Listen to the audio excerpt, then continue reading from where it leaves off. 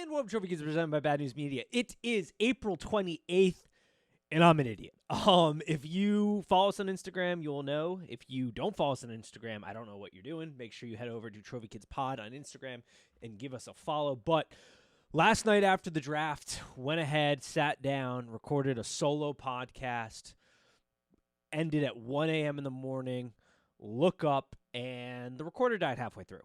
So, yeah, we're recording again today after work. A little first-round draft recap. Celtics closing out the Hawks talk. But we're starting with Nate's takes on the NFL. And this is not a take that I think I'm alone with at any point. Everybody's been ushering it, but I want to state it loudly and clearly. I hate the structure of the NFL draft. It is absolutely ridiculous. I want us to go back either to the one-day format or just have the first and second round in one day. It is ridiculous that the draft starts at 8, which it didn't even really start at 8. It started at like 8:15 and goes until virtually midnight on Thursday. I got shit to do, folks. We all do. Like, what? It's absolutely ridiculous. I will say this, though. The NFL has run a masterclass. Let's put it this way. I love people that are like, football's dying. Football will forever be America's sport. Just look at the crowds the NFL draft draws in. There is no other draft, I would argue, in the world like it. I mean, just look at the zoom outs of Kansas City last night, or any draft for that matter. Just fanatics going at it. You don't see that at the NBA draft. You don't see that at the NHL draft, the MLB draft, any draft, MLS draft, whatever drafts go on in other countries, I bet. It's really a one-of-a-kind spectacle. It's insane marketing that has happened by the NFL. Obviously, they're never going to consolidate it because there's just too much money now in running it for 4 days or whatever. God, I'm exhausted just saying that. The other thing I hate, take number 2 on the NFL draft, is reporters breaking picks right before they're announced. I am shocked the NFL allows this to go on. It doesn't run some deep investigations and lob penalties at organizations for leaking this stuff because they put so much entertainment value into the televised product. To have Sham out here just blowing up picks right before they happen. Thank God he got one wrong, so he got like shamed out of sharing picks. But that shit's so annoying. Like, I'm so over these media personalities just breaking picks right before they're announced on TV. And I watch it live through cable because I'm still one of those weirdos that has cable because I can't be delayed for major sporting events when it comes to football. But I absolutely hate that. I absolutely hate these reporters breaking out picks before they're announced. Those are my 2 big takeaways outside of the actual draft. But let's talk draft. Let's talk players, evaluations, guys I like, guys I feel like are weird picks. Here's my problem. It's a disclaimer I give every year. I love every pick. Like, I sit here and I go, God, I love that player because I can see their potential. I watch so much college football, and you longtime listeners know that when you listen to our college episodes. I hope it comes across as just how much college football I do actually watch, and all these players that I break down in the offseason.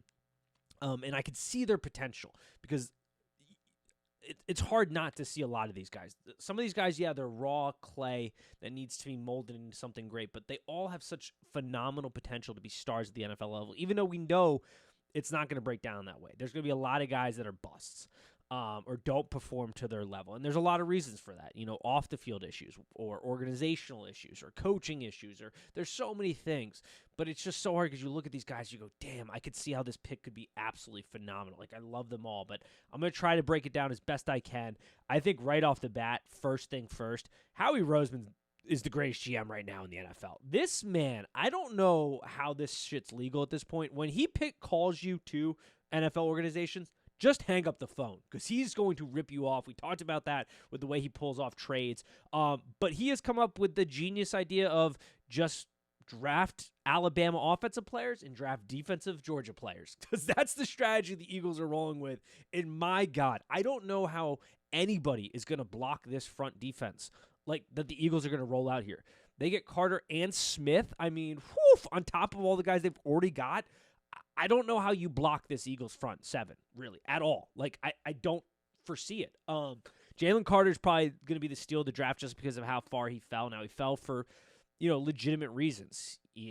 He pled guilty to some crimes that, if you don't know the story, he was street racing, and that street race ended up in the death of two individuals in a separate car. He pled guilty to some crimes, got probation, paid a fine, had some community service, things like that.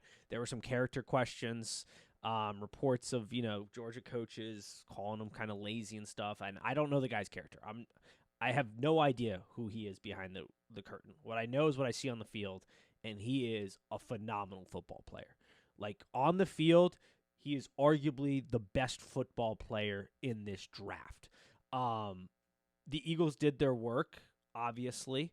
They feel comfortable enough drafting him at 9. I think if this is that he could be one of those guys that we look back on, the Warren Sapps of the world, Tunsil's of the world, that dropped because of some unfortunate circumstances. Smoking weed isn't the same as a guy ended up dead due to a straight race, but you get what I'm saying, hopefully, here. Slides down, going to be a force to reckon with on that defensive line.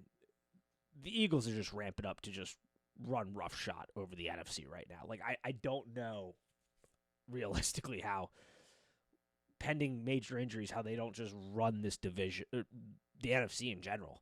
But starting order, we'll probably hit on most of the picks. We start with Bryce Young. The thing that people kept saying was like, well, what if he was 6'2", 215 or something? And it's like, well, he's not.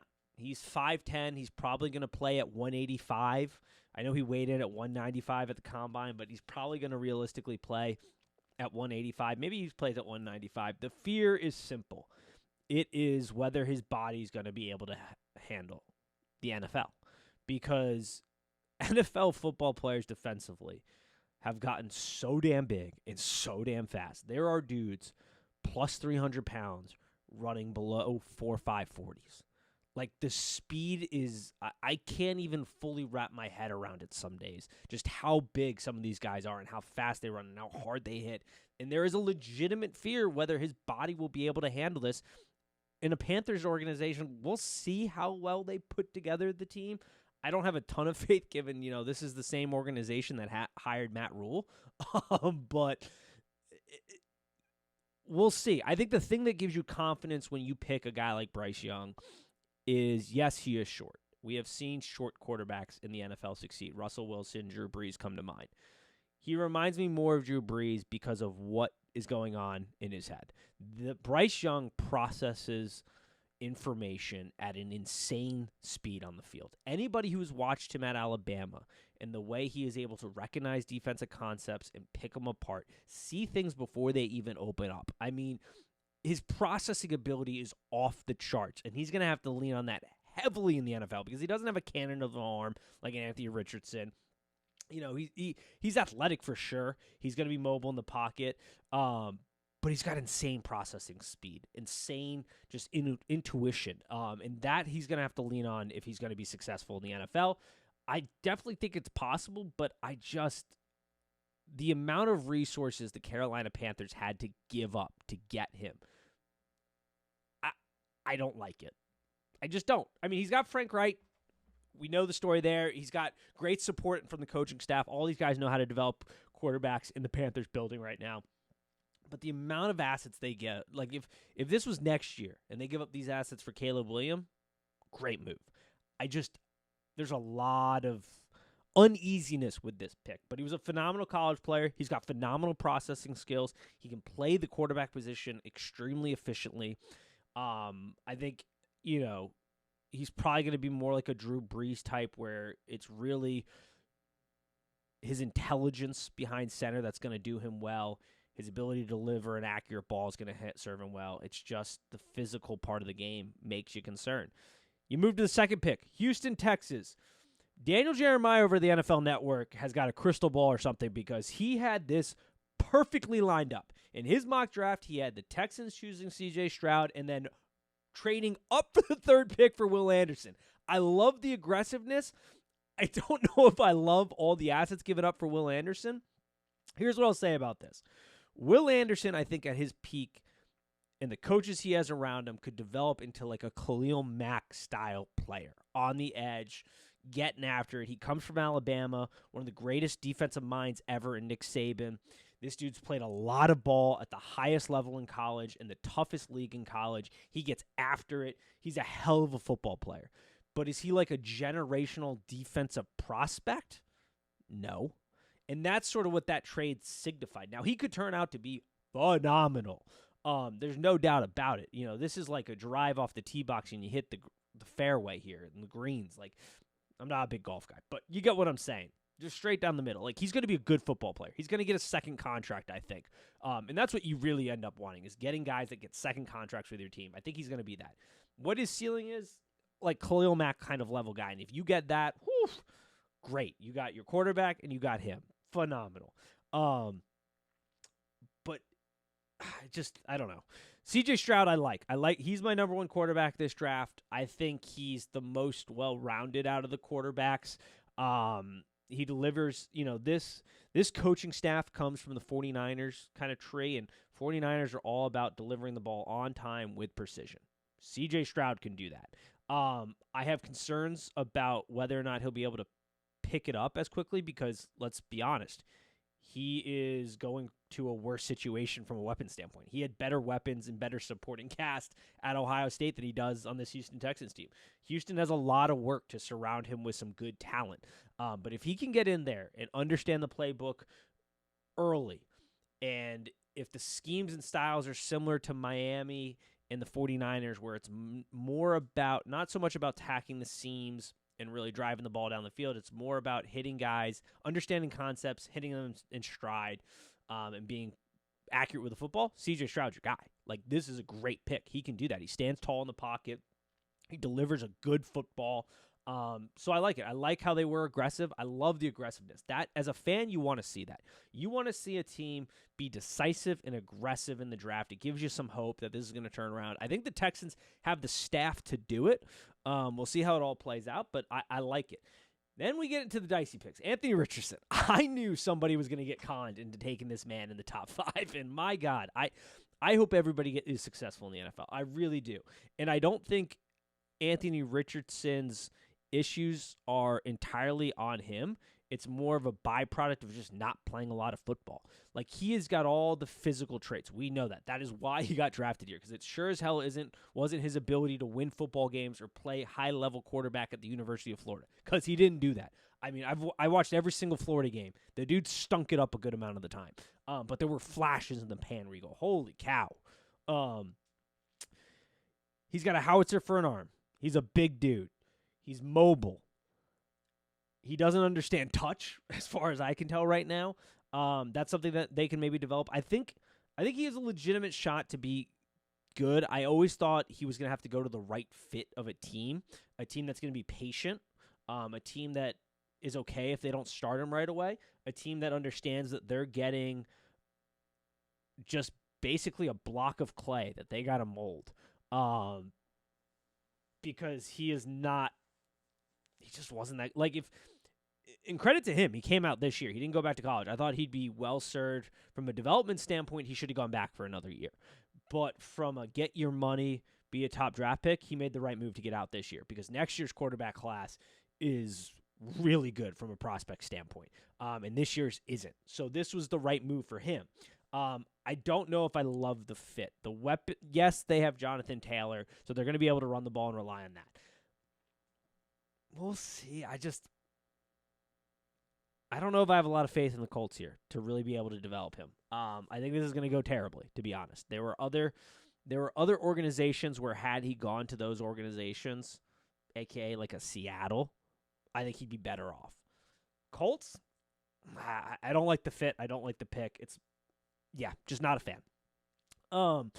Cardinals, though, I mean, who would have thought we would be sitting here saying the Cardinals pulled off an actually good front office move?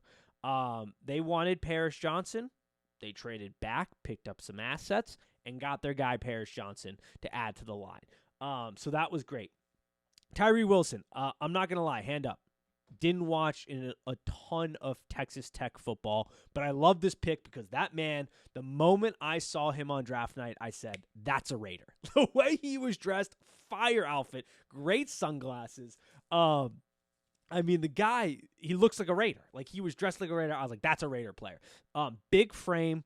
He got a lot of production until he got hurt. I mean, he had 7 sacks, 45 pressures, 15 tackles for loss, got injured in November. So he produced. Now, he produced in a down league in the Big 12 as far as defensive talents go, and the offensive lineman he was facing. But he's got a big frame. You put him across from Max Crosby. I think this could be a really nice 1-2 combo for them. Then things get really interesting. Atlanta Falcons, B.J. Robinson. I mean, I think the data is clear here that the value of drafting a running back in the top 10, top 15 isn't really there. But my God, I mean, talk about the options that this team's going to have. I mean, they got Kyle Pitts, Drake London. They have a 1,000-yard running back already. Now you add B.J. Robinson to that with one of the best offensive minds right now. He really got into his bag. This could be a really interesting team. I don't know if I love the fit because I have a feeling the Falcons as an organization are going to start to peak as B.J. Robinson's value starts to go down later in his career. But it's going to be super interesting to watch. I don't really know why the Lions, we'll talk about them, if they were going to go running back, didn't draft B.J. Robinson and move back, but that's neither here nor there. We talked about Jalen Carter. Donnell Wright by the Bears. I think some Bears fans are probably upset because they could have had Jalen Carter, but I understand not necessarily wanting to risk it on that. I don't know what went on behind the scenes. I don't know the evaluation that was made there, the character things. I don't know Jalen Carter. He's a hell of a football player. I wish him nothing but the best. I hope he learns from the horrific mistake that happened. And he's just a hell of a football player and learns from this and grows. But the Bears clearly made a different evaluation that they didn't want to take that. They wanted to get Darnell Wright. I don't really know what they're going to do for a pass rush next year because right now they don't have one. I mean, I guess they're going to try to target that in the second, third round, try to get a guy that's probably going to be their best pass rusher on the roster next year. They didn't attack the free agency market very well from that perspective so far. So it's an interesting move. Darnell Wright, super athletic guy. We'll see how he develops. You know, maybe a little bit of a stretch, but at this point, like if you're confident enough in the guy, you're dropping the top 10, you've done your homework, you're like, we like this guy. His athleticism is really great. I don't hate it. Peter Skorskin, Titans, he's going to be a hell of a guard. Like, you know what you're getting when you draft a guy like this who's going to play guard for you out of the Big Ten from a school like Northwestern, Wisconsin, Iowa, these types of guys. You know you're getting a ball player. Like, just a good, solid pick there. And then things get really interesting with the Lions. I don't know what the Lions are doing here.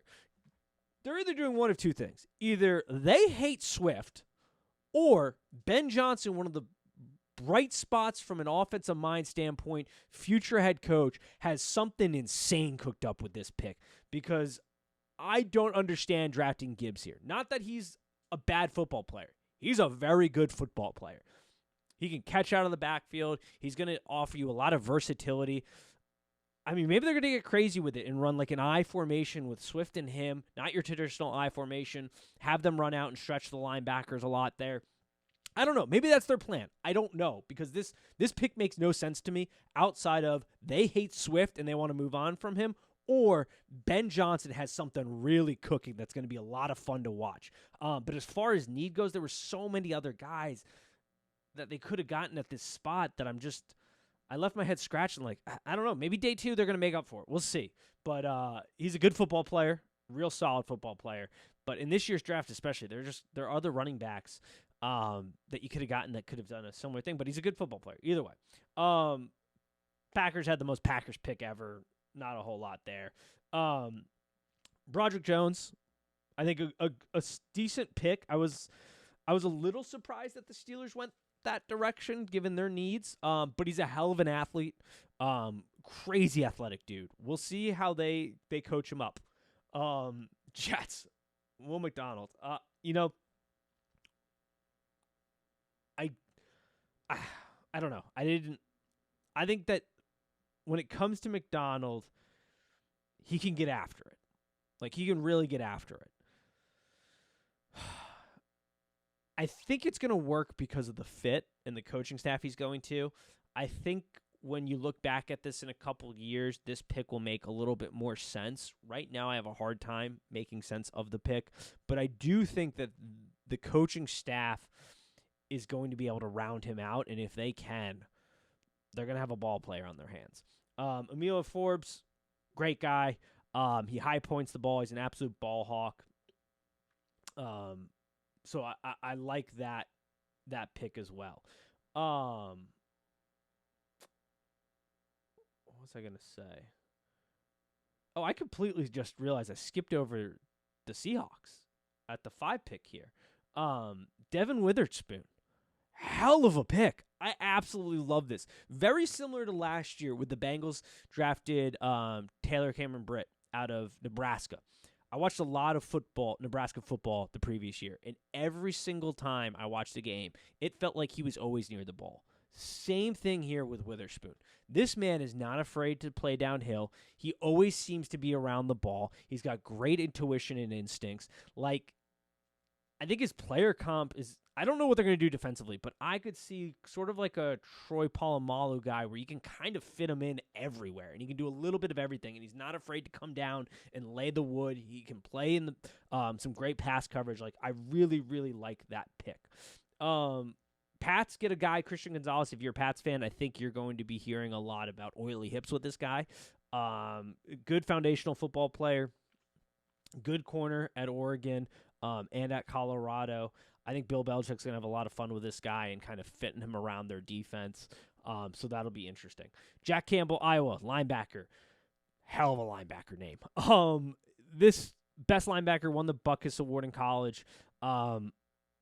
He's a really, really good foundational piece. I'm concerned about his ability to play man coverage from the linebacker spot. He's pretty good in zone coverage for sure. He's going to have to get coached up a little bit from that part. Hell of a middle linebacker name. Then my Buccaneers. The Buccaneers here with Kajeja Kancey. I just completely messed up that name, but neither here nor there. The Bucs know how to draft interior linemen. They just do. Defensive linemen, we know how to evaluate and draft. We don't mess it up very often. This is a guy, his player comp to Aaron Donald's insane. I feel like that's unfair to him. But he could be a real problem. Paired with Via Vea, like, how do you stop that interior? Like, that interior for the Bucs, my Bucs is going to be awesome. Like, really getting after it. Seattle, once again here, making a pick that really makes them interesting. The wide receiver room is just getting silly at this standpoint. Jackson Smith and oh my goodness, I can't say his name. He gives me a little bit of John Ross vibes. Like, I've got that weird feeling in the back, like that weird tingle, like, oh, this could be a Josh Ross situation. Here's the reason why I kind of like it, though. He doesn't have to be the number one guy. You've already got DJ Metcalf and Lockett. Your 1-2 punch there. You add him now, things can get really interesting offensively. The concepts they run, you can fit him in where you need to. He doesn't have to be the number one guy day one. It removes some pressure. Hopefully he stays healthy. Heck of a pick. That wide receiver room's getting absolute silly with it. Quentin Johnson. I don't know what the Chargers are doing here. Like, they just drafted Mike Williams, who doesn't pinpoint the ball at the highest point. Like, that's what you got here. I like Quentin Johnson. He's a big body. If he gets coached up and starts to attack the football at its high point and learns to kind of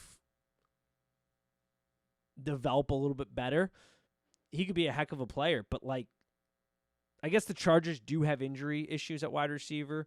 They're constantly getting banged up. But this felt like a weird pick. The Ravens, though, hell of a draft day. Last year, killed the first round. Killed it. This year, you announce you signed Lamar Jackson to a 5-year extension, and then you go out and you get him a legit stud wide receiver. Zay Flowers, I absolutely loved him. I watched so much BC football this year. This dude is a playmaking machine. His body control is fantastic. His route running is great. He is fantastic after the catch.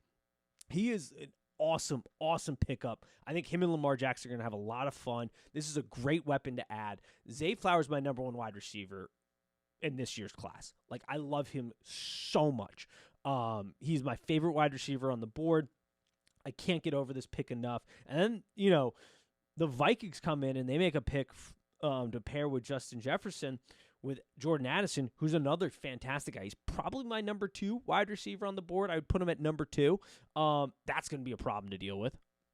Good luck with that. Dante Banks, Giants come in, draft him. This is why I like this guy. He didn't start right away his freshman year at Maryland. He plays corner. He did eventually get in about halfway through the season, and he never looked back. I love that as a corner. To play corner, you got to be a freak athlete to start with. You got to have an edge about you. It is the second hardest position in football outside of quarterback, in my opinion. And this guy has that dog in him. Like, he got a hold of it his freshman year, and he just took off. I love it. The type of fight you have to have, the type of edge you have to live on the field to be able to do that, especially in the Big Ten. Yeah, you're not going against maybe the greatest wide receiver prospects, but still, that's big boy football right there. I really like that pick. Buffalo comes in. They don't get necessarily need because they really need to draft some defensive guys to plug up some holes, but they get an unreal potential weapon in this offense. Dustin Kincaid, tight end number 1 drafted this year. He is not a Michael Mayers. He's not a Delnar Washington. The fact that he's a really efficient blocker, can lay the wood on the line, can offer you that versatility, but holy hell is he a threat in the pass game. I mean, this dude, you pair him with that offense and what they got going on for weapons there, they're going to be a tough one to cover. That just adds another option for Josh Allen. Yeah, he's great. They didn't need it. They have other needs that I assume they're going to address in the next couple days. But it's a hell of a nice little piece to have. Cowboys. First of all, Cowboys, love what you're doing with the Death Star over there. I love the Cowboys. They know their brand. That war room is ridiculous. It looks like the Death Star. I love it, but that's what they got going on there. They're fitting their brand to a T. He drafts Smith out of Michigan. We'll see. His production wasn't on par with what you would have liked from his frame. But he certainly could be a force in the NFL. Like, he could be one of those guys that we look back on and go, yeah, his production wasn't great at the college level, but he had the physique, he had some intangibles to him, and he got it done in the NFL. I don't necessarily think that's going to be the case, but it's certainly possible with this guy. Clearly, they see it. The productivity concerns me, though, but we'll see. I don't have much on Antoine Harrison. The Jags, they needed to upgrade the offensive line. They went out and they got a guy that they think is going to help them do that. I can't hate on that. All the more applause to them. The AFC South is clearly up to grabs. The Jags understand their assignment, and that is protect Trevor Lawrence better, because when you protect Trevor Lawrence, you get good protection out of him. You always have. When he's pressured, things start to fall apart. So they went out. They've got their guy. We'll see how it turns out. Myles Murphy for the Bengals. I honestly thought they were going to grab Michael Myers. I really did here. I thought that's who they were going to grab here. Instead, they go out and grab Myles Murphy, who was on a Clemson team heading into the season that I had power rated as the number 1 defensive line in college. They weren't that last year, obviously. I overvalued them. And I think he's a pretty good example as to why they ended up being overvalued, and that is because the production wasn't there. He's great off the ball, but he had a hard time converting pressures into sacks. I think that this is going to require a coach-up job by the Bengals. If the defensive line coach, though, and Cincinnati Bengals can get him to commit to memory 1 to 2 moves where it is just fluid like that, he could be a real force in a sack go-getter. Like, he's quick off the ball. He's got long arms. He's physically what you want, the mold for a defensive end there. But he's just, the fundamentals got to get better, man. They just got to get better. And that's a coaching job. Like, it'll be on the coaches and him to figure that out. It's certainly possible. I like the potential there.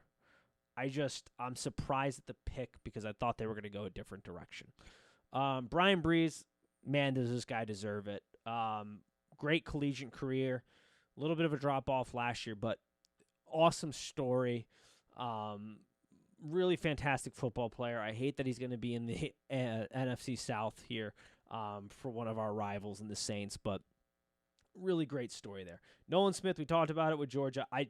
The greatest strategy ever. Like, just draft Georgia defensive players and Alabama offensive players. Like, that is Howie Roseman's strategy at this point.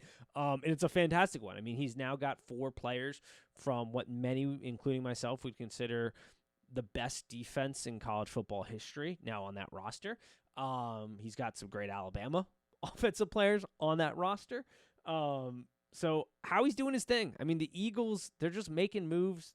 They're really firing on all cylinders, I think, here, and trying to be that perennial force in the NFC. And everything they're doing seems to set them up for that kind of success pattern. And then we finish it out with Felix from Kansas State. Kansas City drafts him. I think it'll be a fine player. I think it's a good fit. I don't hate the pick. So that was round 1, an interesting round. Those are some quick thoughts. Next week, we're going to bring on our senior NFL analyst, Michael, to go over the entire draft, talk about the offseason, what's been going on, get caught up on everything, give you some inside perspective that will hopefully help you take advantage of the futures market coming up here in the summer. We'll obviously continue to do our NFL breakdowns in the summer to help you win some future bets, which we have absolutely been nailing the last couple of years. So he'll be on next week, talk about things like Aaron Rodgers heading to New York and just what should be just a seamless marriage between him and the New York media. What could possibly go wrong there? So we'll be on that one. Couple quick notes. Lakers-Memphis tonight. I got the Lakers closing it out. It ends tonight. My Celtics finally wrapped it up against the Hawks. My God, was that embarrassing to let them get 2 games, but they got 2 games. And now the most toxic series of all time when the Phillies and Celtics are going to go down. So can't wait for that. It's going to be awesome. For all those haters, I still remember, though, this is one point that I will bring up. I remember when my Celtics drafted Jaylen Brown, and people were not happy about it. Whew! That man's got his Dark Knight mask on, and he is balling right now. Him and Tatum are a force to deal with that I don't know how anybody on the eastern side of the bracket is going to defend that. I really don't. Jimmy Buckets showed why we didn't want Miami, though. I'll give you that. Johnson's out here saying it wasn't a failure. It's an absolute failure that Milwaukee lost as the 1 seed, the favorite to win the East. They only won 1 game in that series. Could you imagine prime LeBron on the Cavs being the 1 seed and only getting bounced in the first round, only winning 1 game? I think that's the biggest lesson to take from this, is just how damn impressive it was that LeBron made it to 8 finals champions. Like, he just dragged that Cleveland team through the playoffs 8 straight years. It's a hell of an impressive feat. The Bucks were a failure. They got outcoached. They got outplayed. Now, granted, Giannis was injured for some of this. Or Giannis, sorry, was injured. We know I'm not the best with names. Was injured for some of this. But still, you got outcoached. So we'll see how it goes. That was the NFL first-round recap. I hope you enjoyed it. We'll be back next week for a bigger podcast to break it all down from the NFL standpoint. It's going to be a really good one. And as always, peace.